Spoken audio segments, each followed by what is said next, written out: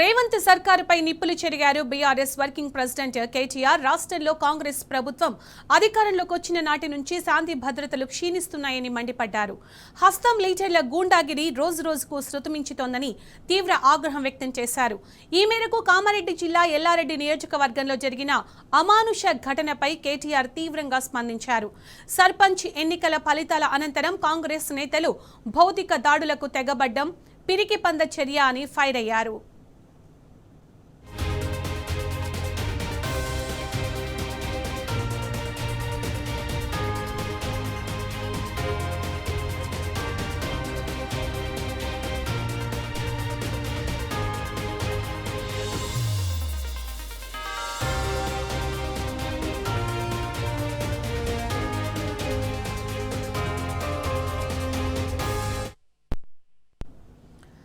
ఎల్లారెడ్డి నియోజకవర్గంలోని సోమరపేట గ్రామంలో సర్పంచ్ ఎన్నికల ఫలితాల అనంతరం ఉద్రిక్తత చోటు చేసుకుంది. బీఆర్ఎస్ తరఫున సర్పంచ్ అభ్యర్థిగా పోటీ చేసిన బిట్ల బాలరాజుపై కాంగ్రెస్ అభ్యర్థి అమానుషంగా దాడి చేశాడు. ట్రాక్టర్ ఎక్కించి హత్యాయత్నానికి పాల్పడ్డాడు. ఈ దాడిలో బీఆర్ఎస్ అభ్యర్థి బాలరాజుతో పాటు ఆయన అనుచరులకు తీవ్ర గాయాలయ్యాయి. ప్రస్తుతం వారంతా ఆసుపత్రిలో చికిత్స పొందుతున్నారు. విషయం తెలుసుకున్న వెంటనే కేటీఆర్ ఎల్లారెడ్డి నియోజకవర్గ బీఆర్ఎస్ ఇన్ఛార్జ్ మాజీ ఎమ్మెల్యే జాజాల సురేందర్ కు ఫోన్ చేశారు. ఘటనకు సంబంధించిన పూర్తి వివరాలను అడిగి తెలుసుకున్నారు. గాయపడిన బీఆర్ఎస్ నాయకులు కార్యకర్తల ఆరోగ్య పరిస్థితిపై వాకప్ చేశారు.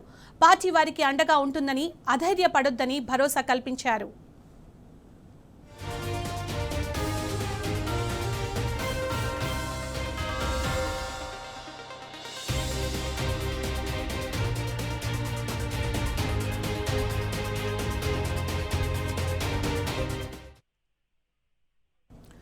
సోమర్పేట ఘటనపై కామారెడ్డి జిల్లా ఎస్పీకి కేటీఆర్ స్వయంగా ఫోన్ చేశారు. సోమర్పేట ఘటనను వివరించి బాధ్యులపై తక్షణమే కఠిన చర్యలు తీసుకోవాలని డిమాండ్ చేశారు. అధికారం ఉంది కదా అని కాంగ్రెస్ నేతలు హత్యాయత్నాలకు పాల్పడుతుంటే పోలీసులు చూస్తూ ఊరుకోవాలా అని ప్రశ్నించారు. దాడికి పాల్పడిన వారిపై వెంటనే క్రిమినల్ కేసులు నమోదు చేసి అరెస్టు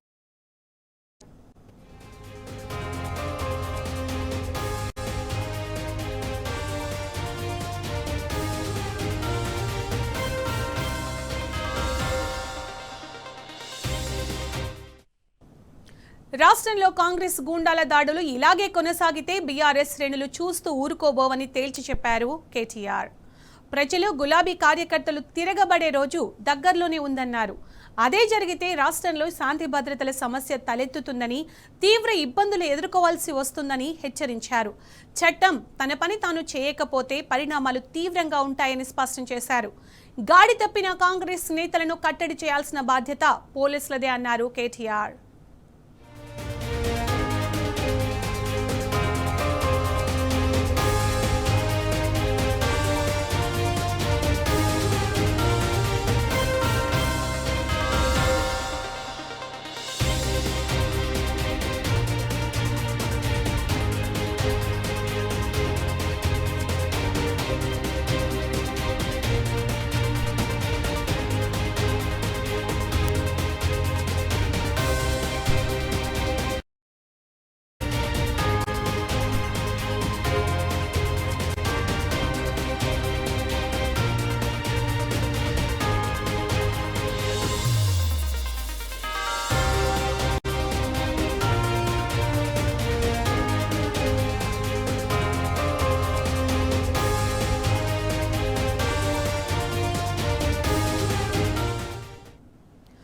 రేవంత్ సర్కారుపై నిప్పులు చెరిగారు బీఆర్ఎస్ వర్కింగ్ ప్రెసిడెంట్ కేటీఆర్. రాష్ట్రంలో కాంగ్రెస్ ప్రభుత్వం అధికారంలోకి వచ్చిన నాటి నుంచి శాంతి భద్రతలు క్షీణిస్తున్నాయని మండిపడ్డారు. హస్తం లీడర్ల గూండాగిరి రోజు రోజుకు శృతిమించుతోందని తీవ్ర ఆగ్రహం వ్యక్తం చేశారు. ఈ మేరకు కామారెడ్డి జిల్లా ఎల్లారెడ్డి నియోజకవర్గంలో జరిగిన అమానుష ఘటనపై కేటీఆర్ తీవ్రంగా స్పందించారు. సర్పంచ్ ఎన్నికల ఫలితాల అనంతరం కాంగ్రెస్ నేతలు భౌతిక దాడులకు తెగబడ్డం పిరికి పంద చర్య అని ఫైర్ అయ్యారు.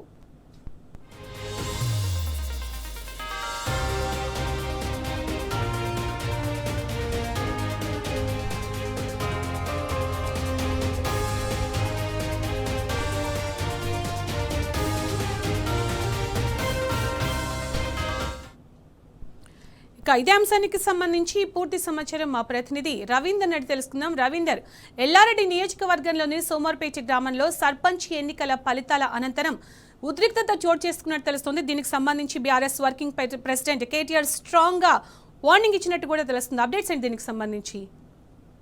మీరు అన్నట్టుగా దాదాపుగా ఇవాళ కాంగ్రెస్ వ్యవహరిస్తున్న తీరు పట్ల ఇవాళ ప్రజా ఆగ్రహం పెలుగుతుంది. ఈ నేపథ్యంలో గెలుపు ఓటములు ఎన్నికల్లో సహజంగా ఉంటాయి.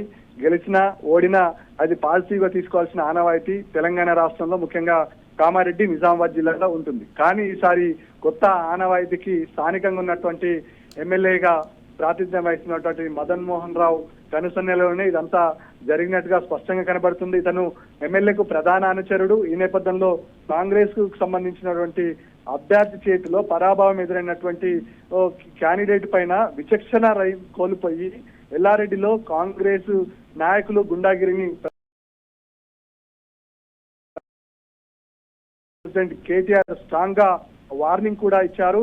సర్పంచ్ గా గెలిచినటువంటి అభ్యర్థులు ఇవాళ గ్రామీణ ప్రాంతంలో విర్రవీగుతున్నారు. ఎల్లారెడ్డి నియోజకవర్గంలో ఉన్నటువంటి సోమారంపేటలో అత్యంత దారుణమైన అమానుష్యమైన సంఘటన చోటు చేసుకుంది. ఈ నేపథ్యంలో బీఆర్ఎస్ అభ్యర్థి పైన గెలిచినటువంటి కాంగ్రెస్ అభ్యర్థి దాడి చేయడం ఎంతవరకు సమంజసమని కేటీఆర్ ఆగ్రహం వ్యక్తం చేసిన సందర్భం స్పష్టంగా కనబడింది. వెంటనే స్పందించి జిల్లాకు సంబంధించినటువంటి ఎస్పీతో ఫోన్ లో మాట్లాడి ఈ ఘాతుకానికి పాల్పడినటువంటి గుండాగా వివరించినటువంటి నూతనంగా గెలిచినటువంటి సర్పంచ్ పైన కఠిన చర్యలు తీసుకోవాలి. అదేవిధంగా ఇద్దరు వ్యక్తుల పరిస్థితి అత్యంత దారుణంగా ఉంది.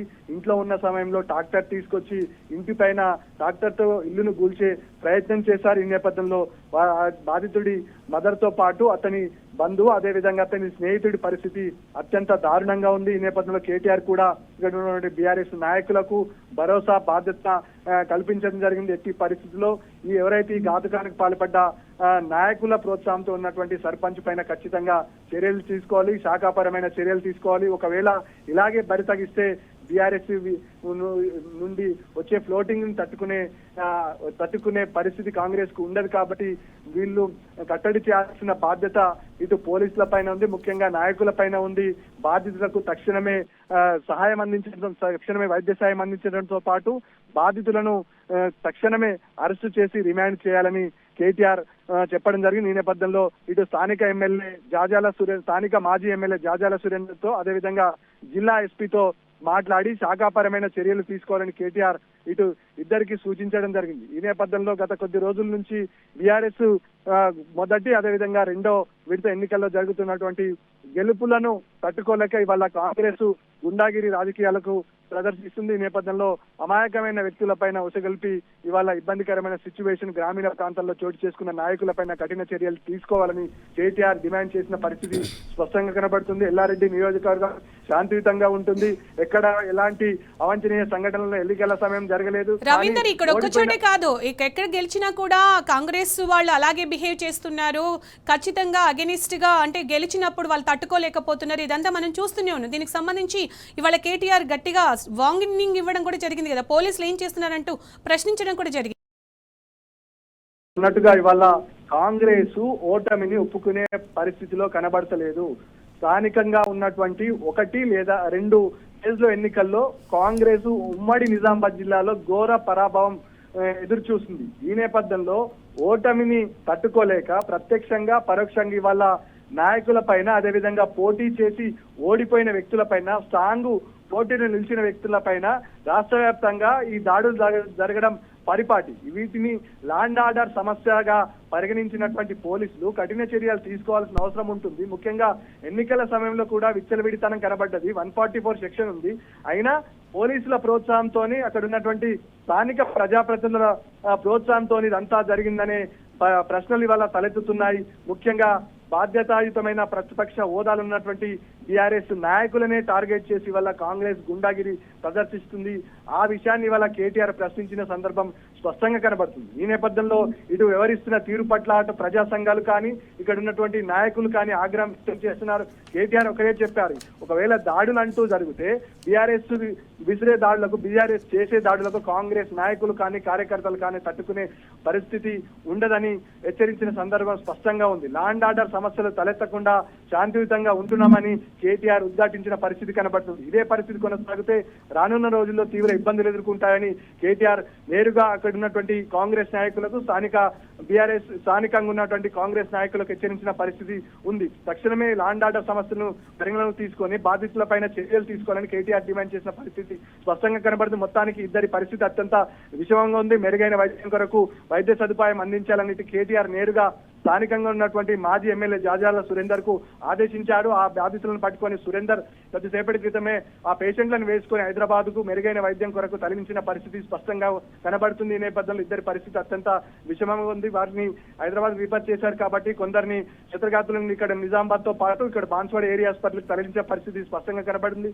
బాధ్యతాయుతమైన హోదాలో ఉన్నటువంటి నాయకులు ఉందాతనంగా వివరించాలి.